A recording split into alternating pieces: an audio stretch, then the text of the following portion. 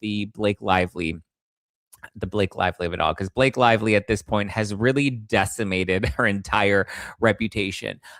She has destroyed her $100 million empire. Oof. So Blake Brown, which is the name of her hair care line, Blake Brown launched, it debuted in conjunction with It Ends With Us, the movie. She made sure that it came out the same week as the movie launched. That way she could promote it while she was on tour. And at the launch of the Blake Brown hair care brand, it was reported that it was Target's biggest launch in history. Okay. One of the biggest celebrity, beauty brands that launched in Target. It launched in stores and online. Okay. And at its launch, within the first 3 months, it brought in an estimated $20 million in sales. First 3 months, $20 million, and it was projected to reach $100 million. It was projected to break $100 million in the first year, which is, I mean, these are insane numbers. I didn't even realize Blake Lively had that sort of cultural impact or relevance. But also, I mean, despite her having a couple of rumblings about maybe being a difficult actress to work with on set, which were really just rumors, we didn't have any strong confirmation of. Again, it was all just kind of speculation and stories of what people were saying about her. That's crazy. Those are some crazy numbers. In the first 3 months, $20 million, and projected to make $100 million just through their sales exclusively at Target, right? So now it's being reported in Puck News that the parent company, or I guess Blake Lively's partner with Blake Brown Beauty, it's called Give Back Beauty. And so they are the manufacturer, they're Blake's partner. They now, or it's being reported by Puck News, P-U-C-K, Puck News, that they want out. They're ready to part ways with Blake Lively. It seems like they see this brand as just not something that's going to stand the distance. Also, you have to put into perspective, Blake Brown launched again in conjunction with It Ends With Us. So if we're going based off of the allegations that she made in court, she was promoting the two at the same time, which means this is during the alleged smear campaign. Okay. She, in the first 3 months, that's August, September, October, first 3 months, a successful brand launch. Yet that was technically when the smear campaign was at its most active. But yet that's when the brand performed the best. And usually, according to Puck News, you do have a bit of a dip, right? Maybe 30%, maybe 60% after the initial launch. Launch is always going to be your biggest hit, right? Trust me, I've done this with books. I've done this with product that I've launched, merch lines that I've launched, my wine line. That's why you always try to find unique ways to keep the brand feeling fresh. I mean, look at the Kardashian effect. Look at Kylie Jenner was always launching a new limited edition lip kit. Kim Kardashian is always launching a new collection for Skims. It's never just the staples that they have. They keep launching new collections so that it keeps feeling exciting, right? So it is projected with something like a Blake Lively hair care line, Blake Brown, that with it just kind of being the staple product, that you're not always going to have customer retention, or there's not always going to be an influx of those types of sales. So typically they project 30 to 60% of a decrease in sales. But even so, that's still pretty significant. And they were still expecting her to carry on to the 100 million mark within the first year. Okay. However, she took a 90% dip by the next year, which is crazy. But what happened after those first 3 months? She got litigious. And in December, she launched the New York Times article, or sorry, I can't say she launched it, but because, they're all claiming the New York Times isn't revealing who their source was or how this confidential document got in their hands. But the New York Times article hit in December. Baldoni fought back in January. And that kind of seems to be when the alleged, the second wave of what she claims was the smear campaign seemed to have hit. But I mean, again, those are crazy numbers that she hit during the alleged smear campaign that she claims was untraceable, which is why she couldn't prove it at trial, which is why she settled for no money. But anyway, like I said, her sales took a stark dip in early 2025, which was after the lawsuit drama really blew up. Baldoni started dropping receipts, started making her look bad. He started exposing the truth. Then there were also claims, or there have been claims, that Betty Buzz, which is her carbonated drink line, and then there's Betty Booze, which is the sister company of Betty Buzz. That I saw reports that Betty Buzz had quietly shut down last year, or were starting to shut down because I guess sales were poor. But looking online, it looks like both Betty Buzz and Betty Booze seem active. Their Instagram posts, Betty Buzz has posted as recently as last month in April. And then Betty Boo's, I believe, posted today. So it seems like they're still active, still available in stores. I see Betty Boo's at Whole Foods. I know Blake just launched her new tea flavors a few months ago. So I don't think that I mean, if they're shutting down operations, I can see that they'll just sell out whatever's left of their inventory and move on. But they do seem to at least be putting a marketing effort on social media to keep sales moving. So the marketing seems to have shied away from Blake Lively, and it's more of like, oh, isn't this so fun? We're like young kids in college drinking Betty Boo's. So I don't know. But with Blake Brown, sales tanking, I would assume Target will probably drop her next if they can't recover from these slow sales, because I think now they initially went from making, or the projection was, like I said, 100 million, but now I think she's only making around 4 million with her products, and that's in stores nationwide and online. Now imagine they think that you're going to bring in 100 mil and then you completely sink to the point where you're only bringing in 4 mil per year. That's crazy.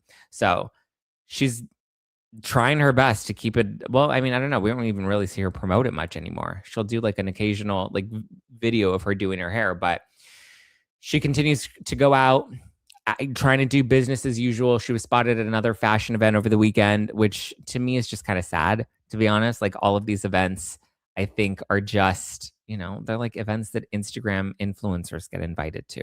And now, they've become kind of like her staple. It appears she's kind of trying to rebrand herself as like a fashionista socialite, which I guess is smart. The fashion world doesn't really care about her legal drama, right? Like they're more of like optics and whatnot. But I think her acting career at this point is probably soiled, for now at least. After the Sony emails came out and they called her a terrorist and an epic level stupid and all that, I would imagine that she pivots fully into fashion. I can see her going the Kristen Cavallari route with like an accessory line, with like the dainty necklaces and the cute bracelets, or probably bangles, because she loves to wear all the rings and the bangles and stuff. So I think jewelry is going to be her next pivot, if I could make a prediction. And I actually think fashion and like creating a jewelry line, something similar to Uncommon James, Kristen Cavallari's brand, that doesn't or shouldn't be branded around Blake. I think it should be its own standalone thing. But I mean, obviously, we know calling her hair line Blake Brown, she doesn't seem to shy away from those things. But I think it's something that she can run and probably be able to make it into something. If it's not even a big revenue generator, at least it's a fun passion project for her. Kind of like Nicole Richie. She did that too, right? And then I give it maybe 2 years, if that, for her to launch it. I think she's not gonna lay low. She's gonna, if anything, we've seen her push forward this new fashionista socialite branding. And I think she's just trying to repackage herself like that. But yeah. Betty Buzz always appeared to kind of just be an okay brand without like major crazy skyrocketed sales. So I don't anticipate much more to come from Betty Buzz. I think that will eventually wrap up. I think Blake Brown will eventually wrap up. Oh, speaking of Blake Brown, I was actually at Target back in, what was it, December? And I forgot that I took this photo, but like, look at this. It's literally all of Blake Lively's hair care, the entire line, the body sprays, the hair mask, the mousse, the shampoo. She doesn't have conditioner. Remember, it's a hair mask. This weird looking bottle on the bottom right, those are her hair masks. Not very functional. The packaging in the market, like it's just kind of weird and obscure. I mean, it was meant to be unique, but like this is literally the back of the Target sales rack, and all of her products are on clearance. I mean, they're like $12-13. I believe they were like originally like $19 to $22. So it seems like they were slashed at least a good 40%. Significant. Pretty big. So yeah, that's where she's at. No acting jobs. Nothing seems to be lined up or in production, at least. I know there were a couple of projects that she was initially tied to at the beginning. Those seem to have gone away, but it's just crazy. She literally went from being the lead actress in a film that grossed over $350 million. It Ends With Us, a popular book, became a mega successful movie. $350 million that movie racked in. She was the lead actress. I mean, and then taking Baldoni out of all the marketing, she was the face of the movie, right? Which again is not any incentive for the Wayfair parties to have tried to tank her reputation with this alleged smear campaign. Why try and smear the lead actress of a movie that's fucking killing it? $350 million.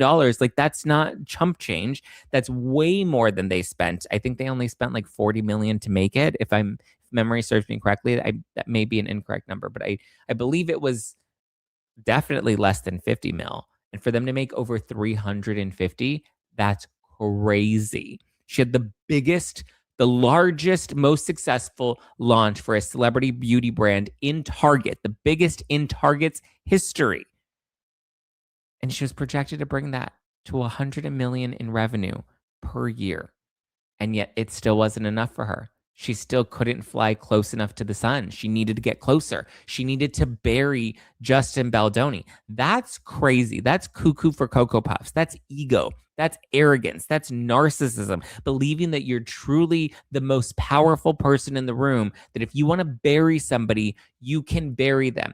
Doesn't matter about all the money. It doesn't matter about all the success. It doesn't matter that you're the face of this successful film that has a sequel already ready to go. That's been, you already have, this guy already has the rights to, and it still wasn't enough. And not only that, but she had to drag down this entire movement of like fighting for survivors down with her. It's crazy. She flew too close to the sun and she burned it all down. Luckily, she has Ryan, her husband, to keep her up, to keep propping her up, to help pay her bills. But I mean, yikes. As Sony said, this was truly epic level stupid. Like, genuinely epic level stupid. But now she's living her best life. She's a fashion girly now. She's a fashion influencer. This is on E! She attended the Brett Neal's New York City salon. Oh my God, look at that. Again, these are like fucking jobs that they give like fashion influencers, This is like a Taylor Frankie Paul, Whitney Levitt. Like, this is what you see Mom Talk doing, is going to events like this and posing for photos. She's got her little Birkin bag and cute. Like, I'm glad, she still got some money, but like, honey, what are we doing? This is funny. So this is one angle, but where's the other angle? I thought this was quite hilarious, quite hysterical. Oh, wait, do I not have that here? If you look at this photo, it's actually quite funny. If you look at the girl in the back, I'm going to try to get a close up of her, but if you look at the girl in the back who's like to Blake's left, so Blake, she's carrying the Fendi bag. And if you zoom in or you look at, there's the girl standing behind her, and she just looks like she's looking at Blake Lively with total disgust, as like, ugh, like what? Like, why is this girl even here? And I just thought it was hilarious because, I mean, it's truly quintessential of how we all of what Blake Lively has become and how we all feel about her. She's just looking at her like, girl, what are you even doing? Why are you even here? You're so embarrassing. And it's, here we go. I'm going to pull up her face so that we can look at her together. This was a video that I think was posted. But this girl, you can see her from multiple angles now. And she's genuinely just like looking at Blake Lively with such disgust. And it's hilarious. Like, just look at her face. This is a screenshot from Dumois and the photos they were taken from Backgrid and Getty. But I mean, look at her face. I feel like that's how we would all feel if Blake Lively were walking right past us. It's just on display. But like, she's like, look at me. I'm shopping at Fendi to celebrate their new product launch. Again, she looks great. I'll give her that. Her outfit looks great. But there's this collective disdain that we're all feeling with this girl. Look at that face. Hilarious. Okay, let's move on to, I think that's all I got for Blake, Ryan.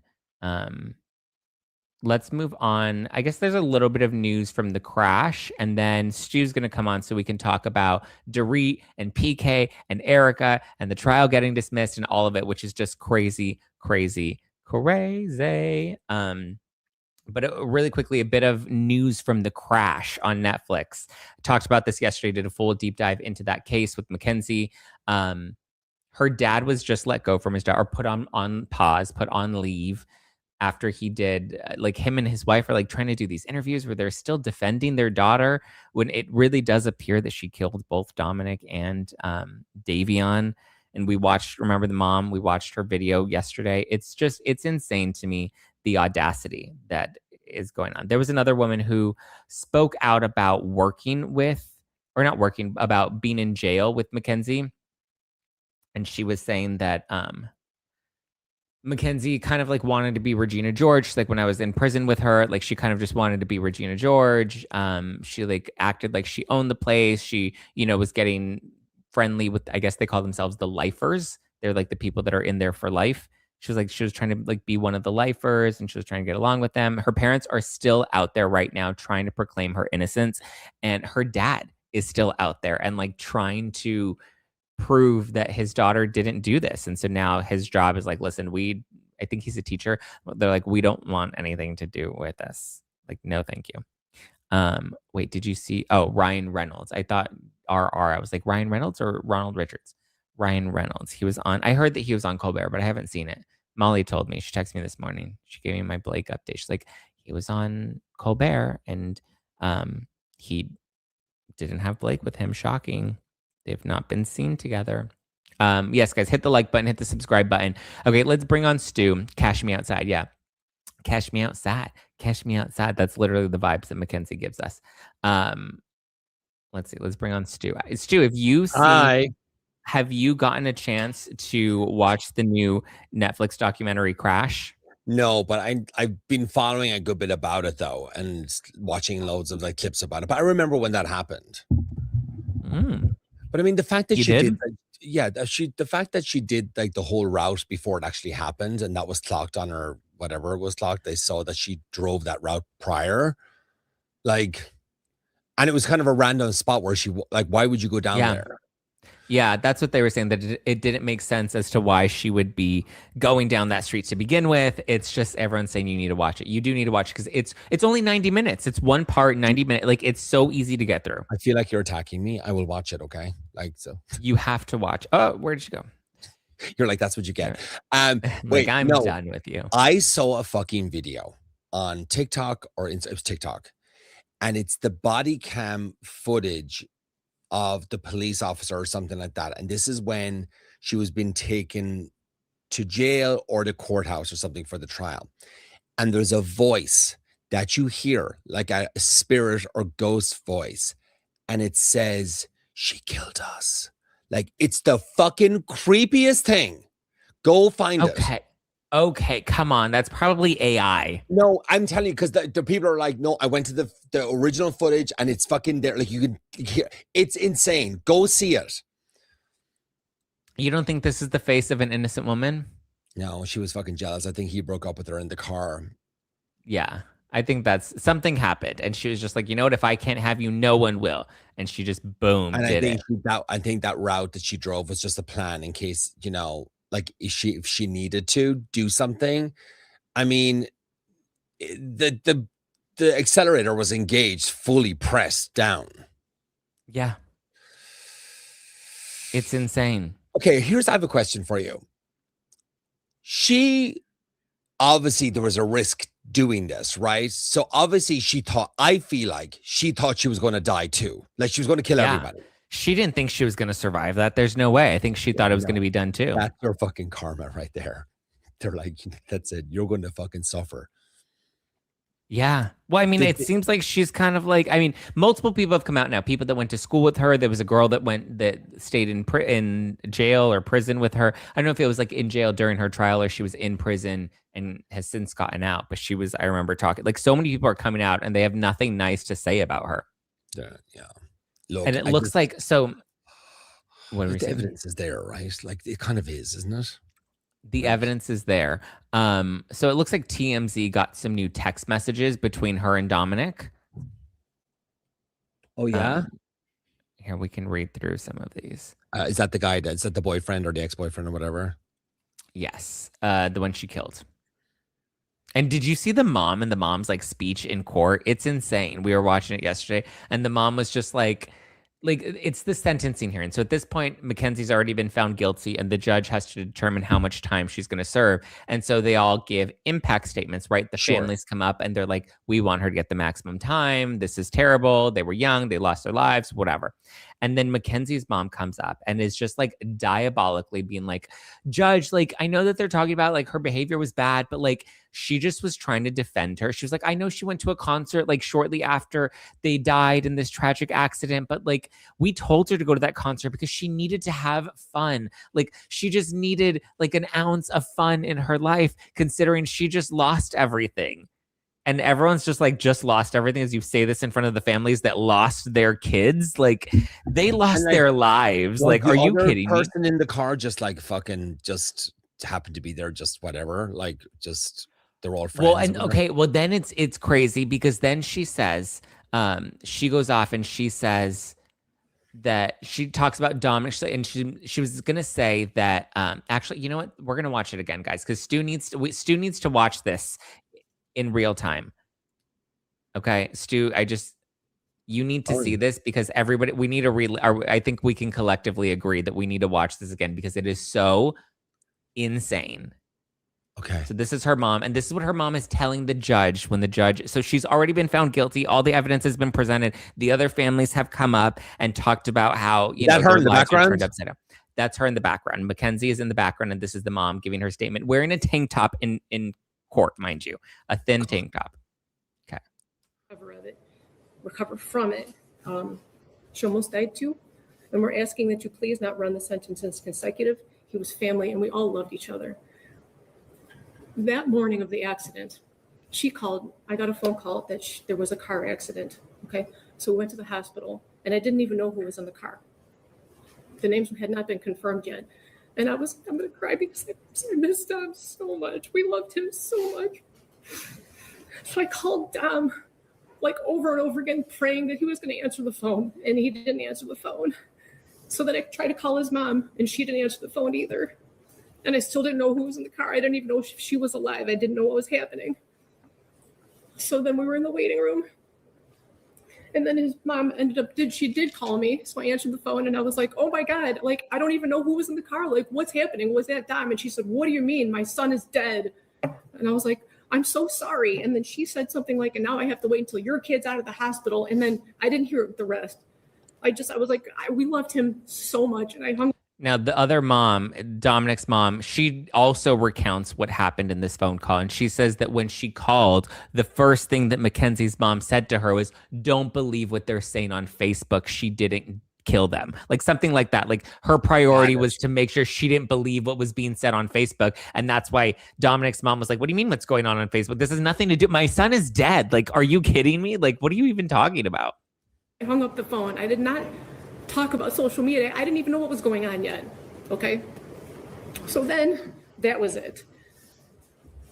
So in the hospital, that Vitality post, I commented on that because somebody had called her a murderer. Okay. And fair. She's not a murderer. So so she's reframing this as well. So there was a social media post where there was a brand that had reached out to Mackenzie in her comments, and the mom was like, oh, we definitely want to work with you guys. She was like trying to get Mackenzie a modeling gig. And so she's responding on Mackenzie's Instagram while they're in the hospital after the two boys already have been killed. Like, girl, chill. Like, she didn't even have her phone at that point because the police had still had it. Okay. So I jumped on. And I was like, you know, she's not a murderer. She's more sad than hurt than most of these people commenting. She's been trying to get in touch with you. She said she's alive. I commented on her behalf, not because of the modeling opportunity. Who cares about that? I don't want them to refer to her as a murderer. Okay. And which she is, because she got her day in trial and she was found guilty. I don't even know how that commented got on the phone because the police still had her device. And she could not access her phone or social media. That's why I did it. And I had called them asking if they could shut down social media because people were calling her a murderer and making death threats and organizing groups to, you know, take her out when she got out of the hospital and stuff. So I didn't even want her phone. I don't care about her phone. I don't care about social media. I just wanted them to stop calling her a murderer so that when she did come to, and she did come out of surgery, multiple surgeries, that she wouldn't see all these people calling her a murderer, because she would never, ever, ever murder the love of her life. Okay. Halloween. He didn't love her. 3 months. Right. Yeah. After the accident, she would only wear his clothes. She would only eat the snacks he ate. She would only listen to the music he wrote. Okay. She was laying in bed for 3 months crying. There was a shrine of him next to her with photos and things that he liked. I'm and this sure. flower that lights up that he got her because he wanted it to be fresh. Well, yeah, she fucking killed him. Yeah. Alive forever. It's like a little Guilt. Beauty and the Beast flower. Okay, she's got this shrine of him next to her. So she was crying for 3 months. So her friends asked if she wanted to go out trick-or-treating or Halloween. And it was at OU. And she didn't even want to go. She said, I don't know, should I go? She couldn't even walk yet, barely. So I told her, I said, baby, please go. It's Halloween. You've been laying for 3 months crying, only listening to his music. Please go have just a moment of fun. A moment of fun. So we told her to go. My husband drove her. I brought her back home. She just needed a second of fun from losing her whole world. So that was us. We told her to go. And that concert she went to with Dom's cousin, Abby, they picked her up. They brought her there. That was Dom, Mackenzie and Dom and Abby all decided to go to this concert together while they were in the hospital. That was for Dom. Everything she did after the accident was either in honor of him, to be close to him, or just to be by him any way that she can. Mind you, Stu, on Halloween, because she's saying like she just needed to go out to be with her friends. On Halloween, she dressed up as a corpse. Her and her friends dressed up as corpses. Like, she's like devastated and tragic. He was the air that she breathes. Okay. And they went with his cousin. We spent all kinds of time with him after the accident. What was the other thing? I'm hearing an awful lot about your daughter. I'm not hearing very much about the two dead people. Dominic, Oof. okay, I'm asking you for a leniency because this was a tragic accident that she does not remember. And Davion, he's a new friend. I'm so sorry. What does that mean? His life is worthless? No. oh, Jesus. No. God, no, not at all. Look at him. They all loved each other. They all spent every day together. You know what I mean? I don't know And too isn't much that for part him. of the problem, Mrs. Shirilla? Sorry? Isn't that part of the problem that they all trusted each other? Isn't that part of It's not a problem at all. It was the problem wonderful. how they all ended up in the car together and two of them ended up dead? I understand what it looks like. I'm saying that's what that it was. tragic accident. She would never. But we're going to have to disagree on that. I understand. Right. And I respect your position, but you disagree with me. I understand. But anyway, that's it. I just wanted to address those. We told her to go to those things, and then she did go with Dom's family. So look at that. Don't look at it with look on that with different eyes if you can, please. Those things are not relevant. Not at all. Yeah. Not at all. Not at all, but you're wasting the court's time to defend those things. Like, it doesn't matter if she went to a fucking dinner or a concert. Like, all you would need It's insane. is So- 5 minutes of a conversation to have with her to learn who she is. Just that you would just need 5 minutes to learn who she is and what Mind you, she sat through an entire fucking trial with this girl. she's capable of not doing and doing, and you would see for And then she wraps up. But I also want to show you his mom. I feel so like that you can I feel like see. she got her more. I feel like she got her more years by just talking. Oh, yeah. Like, it was so bad. This is Dominic's mom. Also so sad. That's just. Good morning. Can you start with your name? I'm Christine Russo. I'm Dominic's mother. No one wanted this to be a murder or to punish Mackenzie Shirilla for this accident. But this was not a car accident. The evidence and science proved that Mackenzie Shirilla murdered my son, Dominic, as well as Davion. There's no fix put in this case, as the Shirillas would like to proclaim. I want to thank Strongsville Police Department and the state of Ohio for seeking the truth behind this crash. Thanks to them, we all know what happened in that car that day. What we don't know is why. I wish I could change this every day. I lost 3 children in that crash. Not a minute goes by each day that I don't think about my son, as well as Davion. My heart is forever broken. Who was the third person? Or just another person that she from the lost? Shirilla family and friends. after The third person are is nothing Mackenzie. more than a lack of remorse. Mackenzie Shirilla had a choice. Dom and Davion did not. We are all left here to mourn. But what Tom, and Nick, and Davion lost can never be remedied in any way or by any particular sentence. July 31st, 2022, I called Mackenzie's mother, hysterical with the loss of my son and Davion. I knew Mackenzie was in the hospital, and the first statement said to me was, "Oh, please don't listen to what everyone's saying on Facebook." Yeah, my son is dead, his friend is dead, and I'm checking on yours. Yet social media is what's important. Social media has made a game out of the life of Mackenzie and is making a game out of this heart-wrenching tragedy.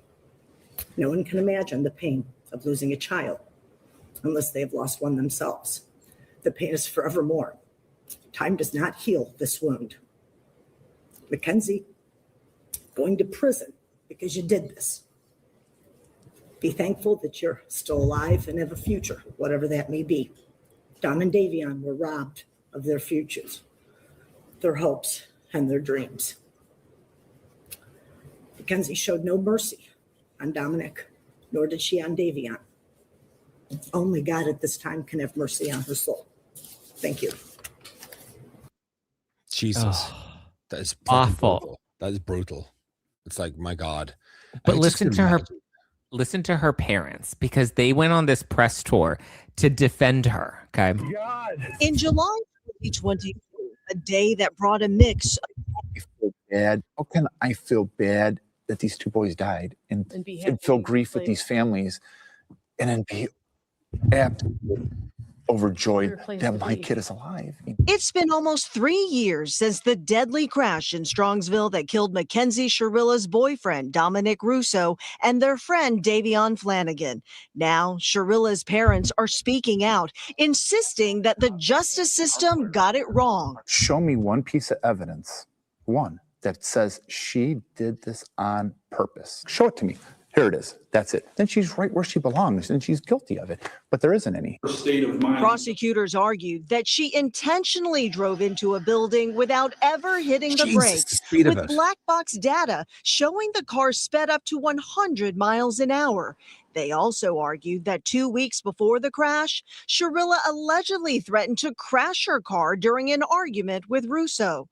The court cited it as proof of premeditation. And she said, "Dominic, I'm going to crash this car." But her parents maintain there's another explanation. A new legal team now arguing medical evidence the first trial missed, with a UH neurologist concluding that Shirilla suffered a medical episode at the time of the crash and a loss of consciousness, something prosecutors called speculative. Shirilla's latest court filing also includes text messages they claim flipped the narrative over who was threatening whom in the weeks before the crash, with texts from Russo purportedly saying, "I'm sorry."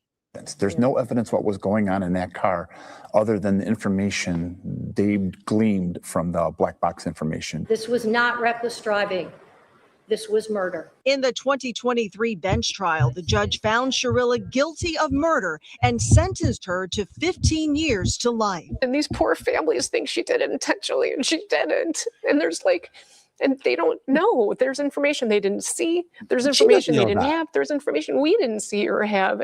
Should she be in prison for murder? No, absolutely not. Should she be in prison for aggravated vehicular homicide? I don't even know about I don't know about the aggravated part, because I don't think you can still say, well, I was going on the car. Should she have been charged with reckless vehicular homicide, 2 counts? Absolutely.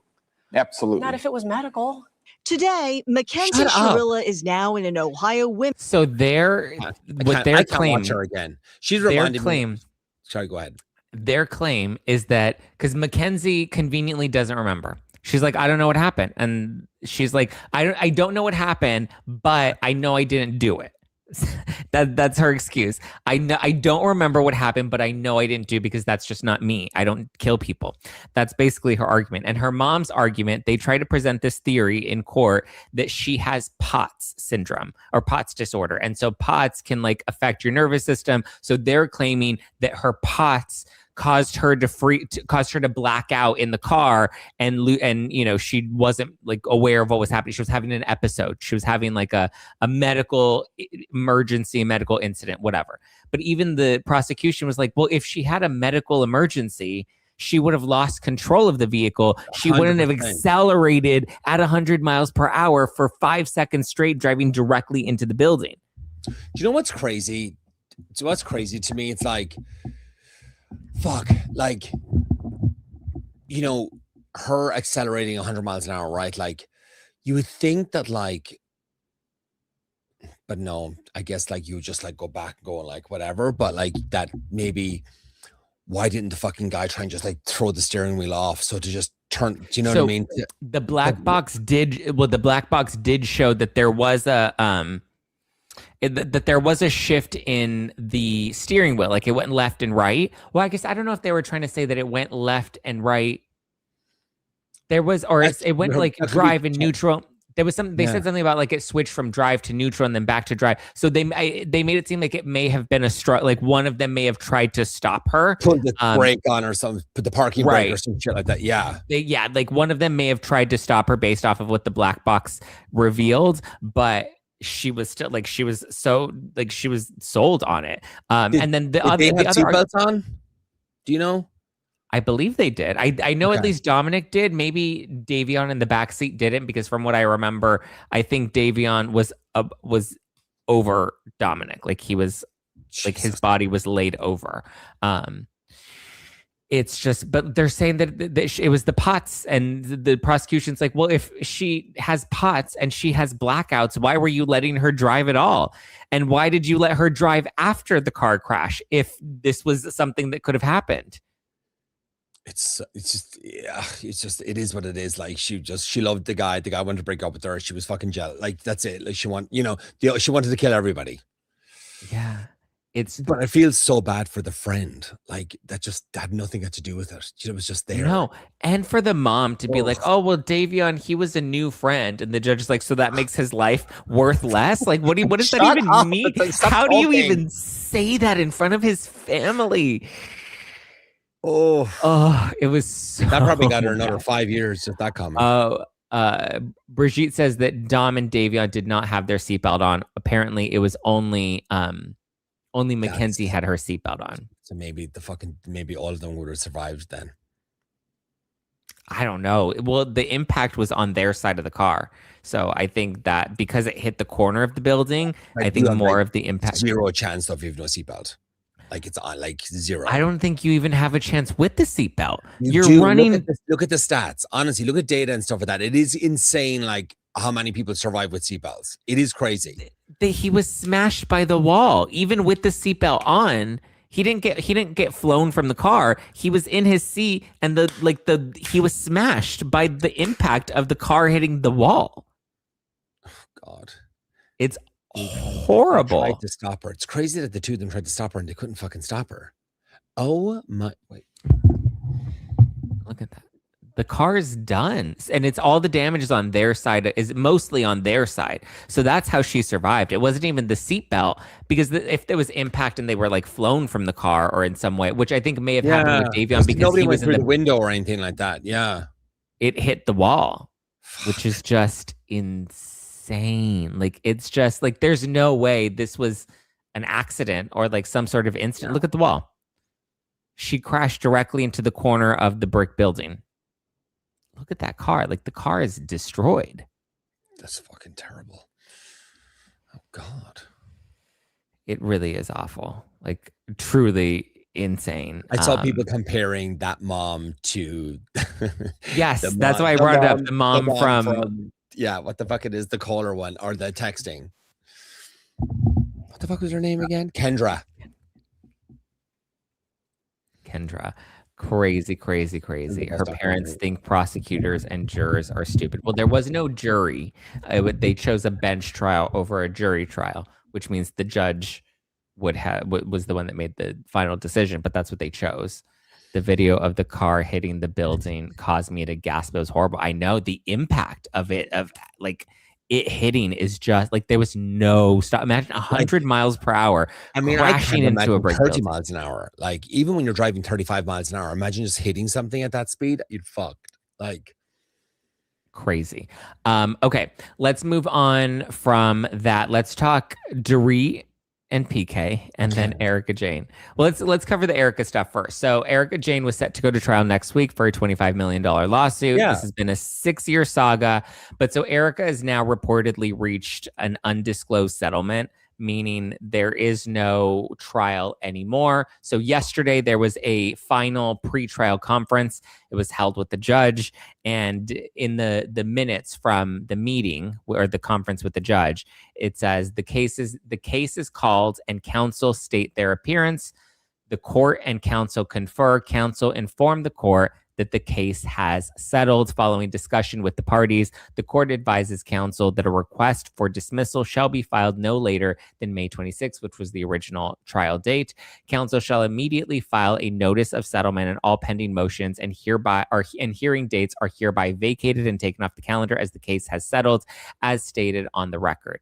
So a few weeks ago, so this was a $25 million lawsuit, but a few weeks ago, the trustee, the Girardi Keese bankruptcy trustee, okay, so this is Tom Girardi's law firm, Girardi Keese, they were the ones that are fighting for Erika to pay this money, to pay this $25 million. A few weeks ago, they sold their lawsuit, which I didn't even realize you could do until this case. I didn't know that either, yeah. They sold their lawsuit for $2 million, which is crazy. Because they're claiming that they're going to get 25 million out of Erika, but yet they sell it for 2 million, which just tells you right then and there how valuable the case was to begin with. Because if you're claiming you're going after $25 million, but then you sell it for 2 million, like maybe you get 5 and you make 3 for the person that bought it. But the original person that bought this is okay. To put this into context, let's say I'm suing you for $25 million. I'm like, Stu did me wrong. He owes me $25 million, and I take you to court and you're like, it's bogus. Like, you're never going to be able to get that money. And I'm like, no, I have a case. It's a strong case. We're going to bring it before a jury, and a jury is going to see that I'm telling the truth, and you're going to pay me $25 million.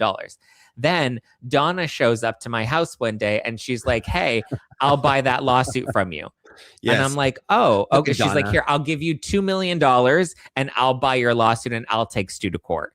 And I'm like, okay, fine. I'll just take the 2 million right now and be done. And I walk away with 2 million rather than going to trial and showing this case that I'm so confident. Yeah. So, but I mean, is it really a great deal? Because I don't get my chance to win my 25 million that I'm so confident in. I end up just taking 2 million, and then Donna gets to now move forward and sue you. And then you guys end up settling, and then there's no 25 million. Like, it's crazy. It's crazy. It just shows you that they had no case. And I believe of the 2 million that they sold it for, the trustee only got 1.1 million because 900,000 of that money went to the law firm that was representing them. So it's just, you know, and so when it comes to the settlement, like, yeah, now Erika is settled. It just seems like everybody wanted to be done with this. I'm thinking, I mean, it has to be more than 2 million because that's what they bought the case for. Sure. But I don't, maybe 3 million, maybe 4 million. Like, I can't see her settling for more. Yeah, I can't see her settling for more than 5. But I mean, fuck, she better stay on Housewives. Anchor says, can they sue Erika? Well, they bought the lawsuit. So they bought essentially the rights to sue her. So they were the ones that were the entity that bought the lawsuit was the one that was going to be battling Erika at trial. And now they're not, like, there is no trial. So they can't sue Erika because now it's done. So what are they going to do? Like, they said to Erika, like, Erika's probably like, guys, you're never going to get 25 million out of me. Like, that's just never going to happen. So, I think that's what they saw. Find a number. Let's find a number. But also to put that 25,000 or 25 million into perspective, but to answer your question, I think less than 5 million is what she settled for. Between 3 and 5 is what I think she ultimately ended up settling for. But, and I'm pretty sure she like has a payment plan where she'll pay that over time. It's not going to be a lump sum. Yeah. But, like a lot of people are asking, well, how does this affect the victims? Does this help the victims? How is she allowed to just walk away with $25 million that Tom allegedly gave them? So I just want to recap it for everybody. So it's not 25 million because people think that Tom transferred this money to Erika and they were like trying to conceal assets or whatever. It wasn't that. So as a trophy wife, because I mean, I think it's fair to say that's what Erika was to Tom. She was the arm candy that was on his arm. And she, as most trophy wives in Beverly Hills do, lived her life on an Amex. She was given a credit card and he said, this is how you live your life. She lived her life like that. She didn't ask questions. I mean, think about it. If you have this attorney that's this big, powerful, seemingly wealthy attorney that you're married to, your wife number 3, you're significantly younger than him. Even if you want to say he's your sugar daddy, like, you're not asking questions. You're not like, hey, honey, so is today's steak dinner paid for by the orphans or the widows? Like, you're not asking questions. You're just trusting that he's successful and he's making money. Same thing if you were like dating a finance bro and he was making tons of money. You just assume, oh, okay, you don't ask. The bills, again, Erika wasn't looking and being like, oh, this month the electricity bill's a little high, honey. Maybe we should turn off the kitchen lights before bed. She's not looking at any of the bills. All the bills go to the bookkeeper, okay? So her Amex bill was going to Tom's office and the bookkeeper was handling it, okay? So what it now turns out happened was this $25 million wasn't a cash transfer. It was an accumulation of those Amex bills over the course of $12 million. So that's maybe 1 to 2 million that she was personally spending per year, right? 1 million, 2 million, and they have seemingly millions upon millions of dollars. So all these bills are going and getting paid. It now comes out that the bills were being paid with this big pot of money that was essentially being mixed around, right? There was some client settlement money. There was some personal money. There was some Erika Jayne money. There was some Dorit and PK money. All of it was just in one big pot. And they were paying everybody and they were paying all the bills and they were paying everything out of this same collective. Now, granted, they were different bank accounts, but it was one big collective pot that they were just treating the money as.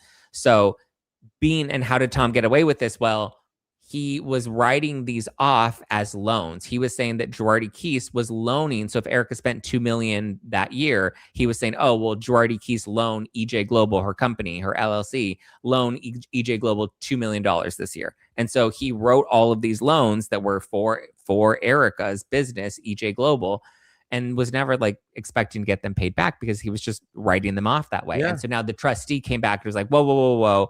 That's our money. This belongs to the company. She needs to pay back all these loans. Now, there were a number of issues. I'm sure there were statute of limitations issues. There were no contracts that could confirm anything. Did the loans ever have to be paid back? Was there interest? How long were these loans? Like, I don't know if any of that contract information was ever done. So it's kind of hard to prove that she owes you the money back for a loan when there was no actual contract that you can fight for. Yeah. But so, yeah, that's what it was. It was 12 years of expenses that they were trying to, collect back from her. But when it comes to the victims, this money wasn't even going to any of the victims because the victims, for the most part, have all been made whole at this point. So like the orphans and widows, people don't even realize this. They were paid very early on. They were paid through insurance money. So as soon as it was caught on that Tom was, withholding client funds or not paying everybody all of their money, that the orphans and widows immediately got paid through an insurance fund. And then there was the burn victim, Joe Rui Gomez, who was featured in the Hulu documentary. He was the one that was severely burned in the gas explosion. Him, I believe they were making settlement payments to, and I believe by now they should have paid him back in full, the bankruptcy trustee. So, I mean, the victims at this point have been paid, but there are a number of creditors like banks and loan lending companies that Tom was borrowing money from. Those are the people that they're now trying to pay back, are these banks and these loan lenders. So they're just creditors. They're not even the victims. Like, people think that, oh, Tom just stole all of this money from all these people. And that wasn't even the case. So it's just, I mean, so it's not like any of this money was even going to any of these victims, because at this point, those have been done. And then it also appears her Marco lawsuit either seems to have been dismissed or settled. I was trying to look into it because I was seeing online people were saying that it may have settled. So this is the latest in the Marco case with Erika, and it was a notice of a cancellation hearing. But it's unclear as to why they canceled the hearing. I don't know. So much shit. But it seems like either the case was dismissed or it possibly was settled. I don't know. But it looks like at this point, she kind of seems to be in the clear now. Yeah. Just as to pay back some shit. What's the best documentary to watch about this case, guys? None of the ones that are out there. They're all the best documentary to watch is No Filter with Zack Peter. I covered all of this extensively from the beginning. The documentaries are kind of just, honestly, the documentaries were all shit. Yeah. They're sensationalized, and they really use Erika a lot and like housewives footage that really doesn't address the actual embezzlement scandal which happened at his company. But I understand housewives and Erika were more of the attention, like how they were going to hook people. But I'm like, but the real like crooked business were with these lawyers that were at the firm that were running this embezzlement scandal. Yeah. And they don't, and the headlines don't even really cover it anymore. They didn't even really cover when Tom went to prison, or the fact that his bookkeeper went to prison after trying to flee to the Bahamas. It's crazy. It is crazy. Tom held all the money, not Erika. She had no control over the money. Yeah, I'm glad that people are finally starting to see this, because as I was going through this, I was defending her and all this, and people were pissed at me. Erika didn't realize that her Amex charges would be billed as a loan. About his business and how much money he's taking in the fucking firm. Like, she doesn't give a fuck about that shit. Yeah. So she's not going to trial anymore. But now we have Dorit. Have you seen the new text messages that have come out? God, I don't know. What are the new ones? With the kids? She's using the kids now. I remember she kind of started using the kids about when PK would start kind of like telling her like, hey babe, like you spent like $1 million on fucking clothes and all this kind of shit. And then she wouldn't address that, and she would just go straight to the kids. She would just, Well, now she has the kids texting him. Let's play the clip here. I want to play the clip. Aren't the kids like 5? How old are the kids? I think they're like getting up there now. How old are Dorit Kemsley's kids? Oh yeah, Jagger is 12 and Phoenix is 10. Okay, here, I want to watch this clip. Dorit was just on Extra, so I want to play this clip from Extra. Can't listen to her voice. Oh my God. Just lies. And this is about her spending, because it was reported PK's claiming that she spent $1 million on designer goods and vacations and trips and all this stuff. Meanwhile, she's complaining that he's not paying the electricity bill. Did you spend $1 million on clothes and travel? No. So where did this come from? Well, listen, this has been a court document, that's been filed. Yeah. Obviously, I'm going to have a response to it. And when you're in litigation, you have to sort of follow. She's not dumb. So I think there'll be answers to everything. But, when you hear one version or one narrative, there's always another side. Do I love fashion? Yes. Do I spend a lot of money on clothes, expensive clothes, designer clothes? Yes. It is my choice. It's also my money.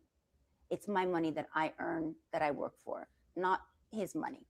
However, once PK and I can finish and we have an agreement, then what I choose to spend my money and what he chooses to spend his money, it's our own choice. I think right now, because we're sort of intertwined, there's some sort of feeling like you can have a say what the other one is spending. You've said that you were blindsided by the fact that PK wasn't paying the bills. At what point did you realize the bills were not being paid? Well, the mortgage. So, listen, PK and I had an agreement when we separated, and you followed that agreement. And when there's no communication, you're expecting that things are status quo. So, and with the children, and even spending. You spend what you are planning, and so I didn't plan for the mortgage not being paid. And it was never brought to my attention. It was never told. I was never told, Dorit, I'm not going to pay the mortgage. So I learned about the foreclosure very not too far off from when the world learned about the foreclosure. And by that point, you're months in arrears. And this is where it gets a little complicated. I do think that when you're in these situations, the sooner you can resolve it and you can figure out who's paying what and what everybody's responsibility is, then these discussions, these issues, they won't happen, hopefully. Did he ever come to you and say, Dorit, you need to rein it in and not spend so much money because I'm having problems, I need you to help? Did that conversation ever happen? No, never.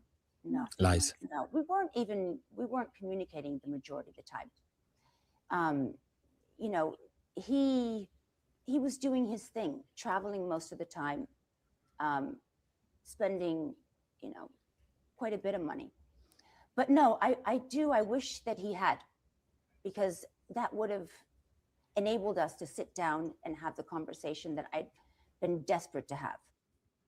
Am I crazy? Did he not say, like, was there not a scene where she was at dinner with Erika and Bose and Kathy, and she was saying that he was sending her emails where he was threatening to, like, say, I'm not going to pay for things anymore. Like, after a year, like, I remember there being conversations about him saying this is only going to be for a certain amount of time, and like, you then need to start looking for a new place to live. And she, I do remember that. Like, didn't he say something like he was going to cover it for a bit or something? Yeah, and for like a year.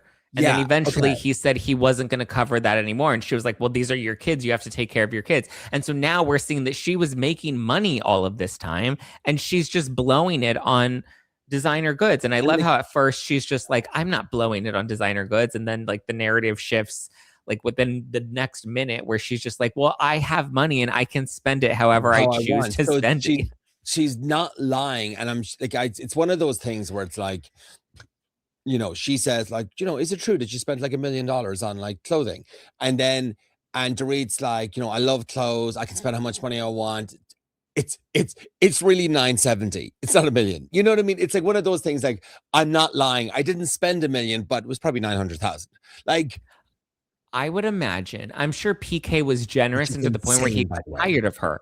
I think he got tired of her because think about it. When you're paying for somebody's lifestyle, right? The house, the electricity bill, all of these things. And I'm pretty sure she wasn't being frugal with the lights. I'm pretty sure she wasn't thinking, you know what, let me not put on the pool heater. Let me make sure that the cleaners turn off all the lights before bed or whatever the case may be. I'm sure she was leaving lights on all night. I'm sure she was being completely just fucking AC running. AC running all the time. And so when you start to see, and then now you're going through this divorce and you get access to her financials and you start actually seeing how much money she's making and how much money she's spending and what she's spending the money on, I would be pissed too. I would be like, what the fuck am I paying your light bill for? This astronomical light bill. Meanwhile, you're over here buying 4 Gucci bags in Italy. Are you kidding me? And yet you're mad that you want me to pay for your light bill and your utilities? It's like because we're not together anymore. So I'm not responsible for this shit anymore. I'm not living in the house. Like it made sense when he was living in the house. And she's framing it as like, well, it's for the kids. It's for the kids. It's for the kids, which I think is just so manipulative. For the kids. But also, they're your kids too. So you can help provide for them too. Like there shouldn't be a full expectation when you're milking him dry at this point. Like I was so team Dorit. And now after this last season and all the new details that have come out, I'm so like turned off and frustrated by her. It's that just mentality, like, and it's like, things have changed over the years. This is not the fucking 80s. You know what I mean? Like, the man like pays for everything and does that. It's like, no, it's like, it's just different now. It's like more equal and stuff like that. Yes, like when they were together or married and PK was working and stuff like that, like I get it. Like, yes, he's the man at the house, he pays the money and stuff like that. But then how long has she been on Housewives? She was making a fucking pretty penny too on Housewives. Yeah, they showed that she made $3.5 million last year. $3.5 million, and $1 million of that was spent on luxury goods. And she can't, and that came from a forensic accounting when they went through her finances. Like they went through her bank statements and found that she was spending money, $1 million on just clothes and designer goods. And we saw her shopping like that on the show. And also, not only is she making money and recklessly spending her money when Granted, because somebody said, oh, well, his kids are living in that house too. Yes, his kids are living in that house, but they're also her kids, and there should be a joint. And he covered them for how long? Not saying that he should stop paying for the kids and stop taking care of the bills and whatnot, but when she's draining you and still funding her lifestyle, when we can now see that she can afford her own lifestyle. And then not only that, but she's trashing him on national television every single episode. Why would you, at that point, when you're like, you can afford to pay for your own shit, you're still expecting me to pay for it and throwing the kids in the middle of this, and you're trashing me on national television. Now I get why Kyle and Erika were so like, don't trash him onto, even Amanda, who was like, I don't think it's a good idea to trash your husband on national television. Like, it's true. And then she's mad at them for them fucking giving a shit. Yeah, because she's like, you're making me look bad. It's like, no, you look bad all by yourself. Yeah. So, God. Muddy Grace says she didn't buy 4 Gucci bags. She had 4 Gucci bags from Gucci. Things were put in paper bags to carry merchandise out of the store, not 4 handbags. I specifically remember her buying at least 3 handbags at Gucci. Remember the Hermes bags that were all dingy at the side? She... God. No, she's one of those people that has to keep up with appearances, and she thinks she lives this glorious lifestyle, and she can't. Which she does.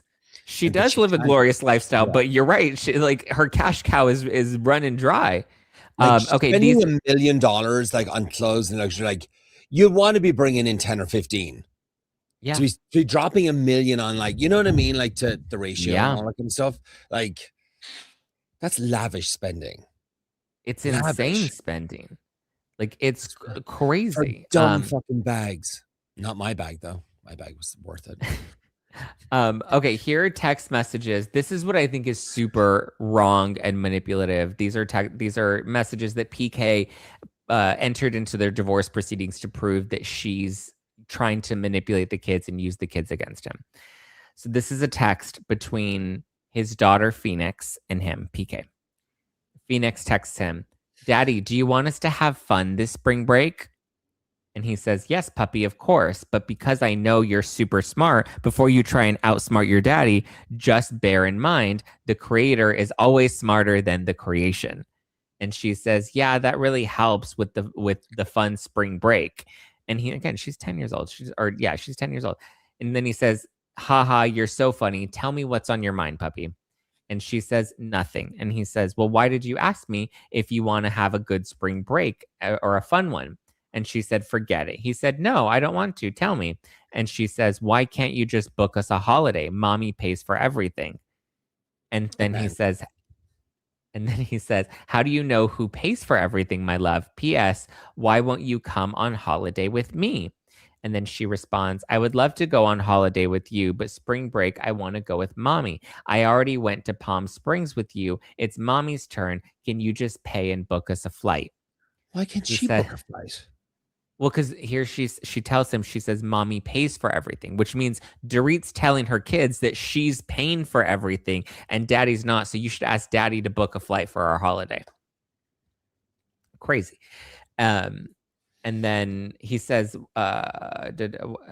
she said, "Can you just book us a flight?" And then he says, "LOL, I don't know where you want to go, so I wouldn't know what to book." And then he says, "Baby girl, it's 10:30. You need to go to sleep." And she said, "Okay, and good night." And he says, "Night, night." It's at 10:30, and that's fucking manipulation if I've never heard it in my life. Yeah, she's like, "Can't you just book us?" Yeah, at 10:30 at night. She's like, "Do you want us?" And the way that she opens the text message too, "Do you want us to have a fun spring break?" And then he's like, "What does that mean?" Yeah, it sounds like she's planting these seeds in the kid's head. I mean, this little girl shouldn't know who's paying for anything. She's 10 years old. 10. She shouldn't have any idea of who's paying for what or how the finances work. That should not be a concern to her at all. And also, if Dorit has money, like if Dorit can't afford to take you on a luxury spring break vacation, I mean, look at Tori Spelling. She got an RV for her kids for spring. Remember when people were like, "Tori Spelling's living in an RV," and she was like, "We literally just like didn't have money to go on a vacation because I have like 25 fucking kids, so we got an RV and we like went camping in the RV for the spring break." That's so crazy. Because listen, Tori Spelling learned She wasn't good with her money, so she had to have budget vacations. It's so crazy. It's like beyond. It's just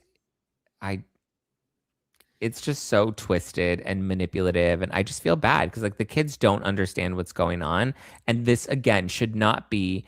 Phoenix should not know who is paying for who or what. Like no kids. That's not her responsibility. It's like maybe after 16 or 18 or something like that. You know what I mean?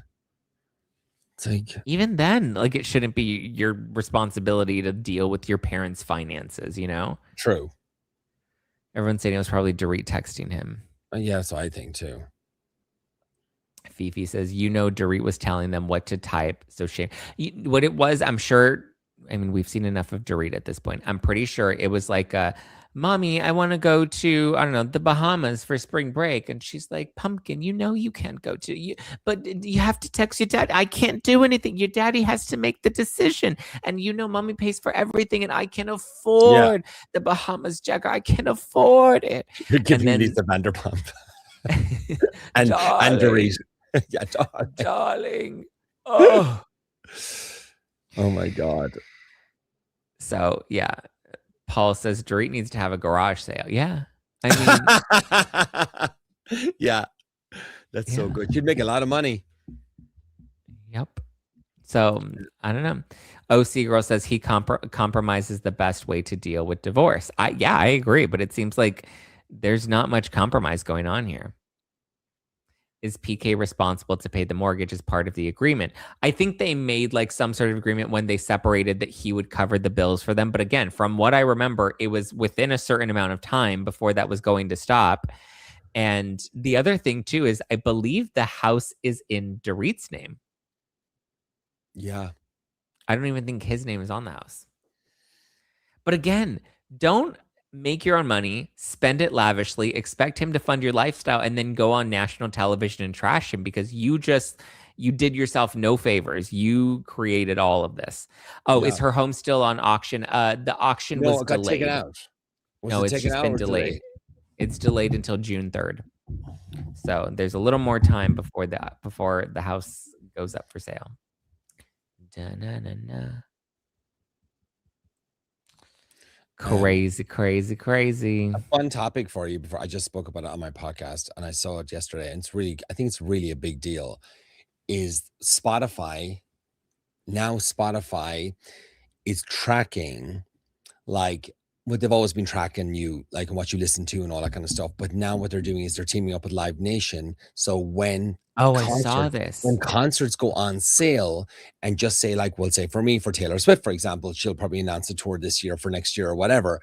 Like I will probably get like a notification or an email from fucking Spotify going, hey, she's playing in Los Angeles on these dates. We have 2 tickets for you if you want them. Like, and they'll offer you 2 tickets. And then if you don't want them, they obviously just go to the public. But this happens before it goes on normal sale. Which is really cool. Yeah, it's an advanced access. I do think that's really cool. Because,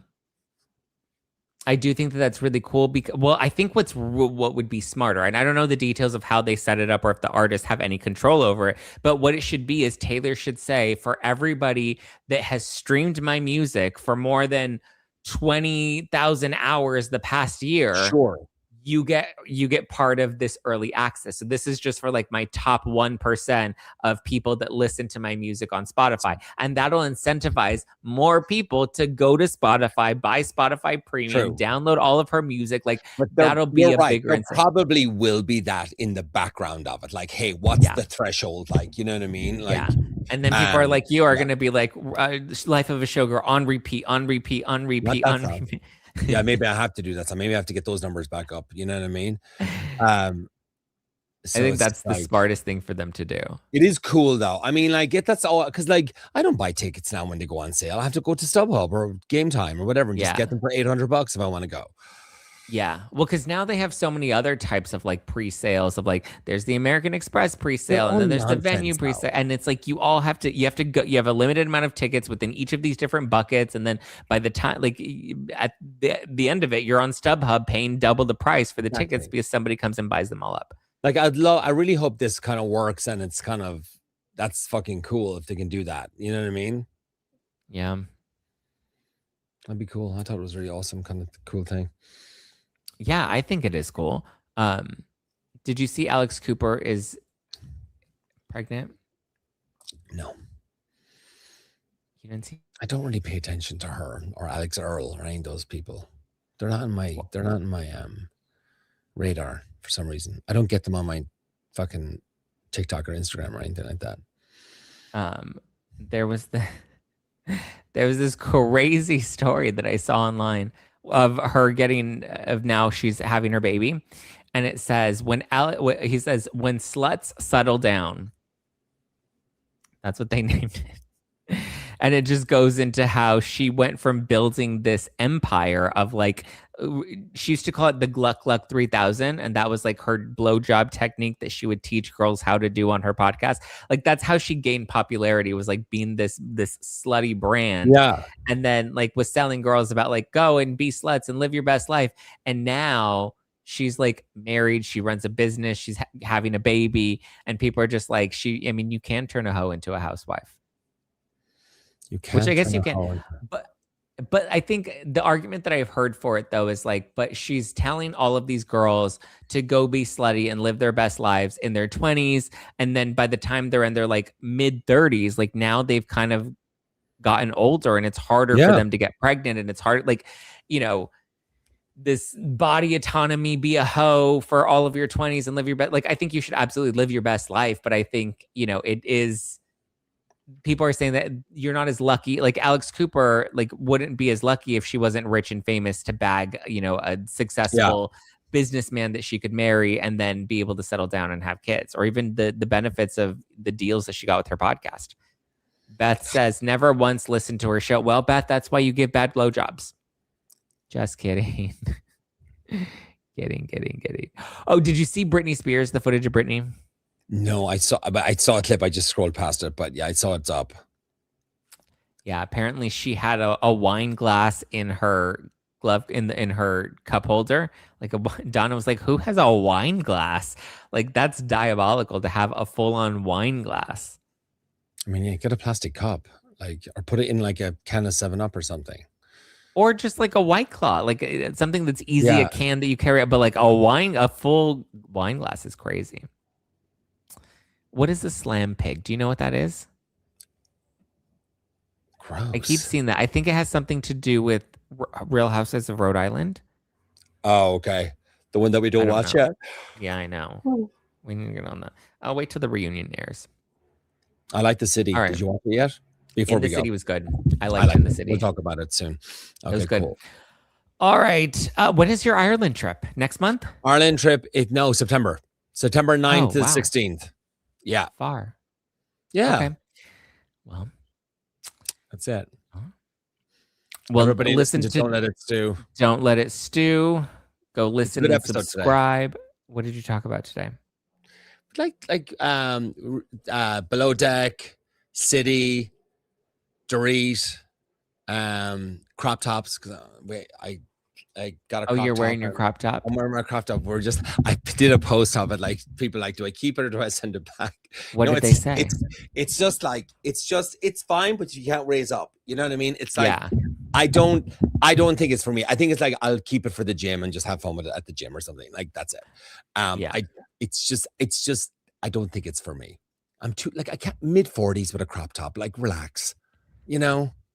Like the crop tops are like the obnoxious 20-year-olds that are gay like pride thing, like maybe gay pride or something. If I got a fun one, I just need a half an inch just longer on it. Well, but that defeats the point of a crop top. A half an inch longer makes it a t-shirt. You know what they're called? No, they're called a half crop. You can get them. A half crop? There's a half crop. Yeah. Isn't a half crop like a more cropped crop top? Because it's a half of the crop, I guess. I feel like you're wearing a half of a crop. No, it's just like, look, that's not a crop top. That's like barely a crop top. See, like there. And if you raise up your arms, you're fucked. You know. But then who's raising up your arms? You're not. But that's the point of having a crop top so that you can raise your arms and be like, ooh, look at my abs. Like it's meant to be a slutty shirt.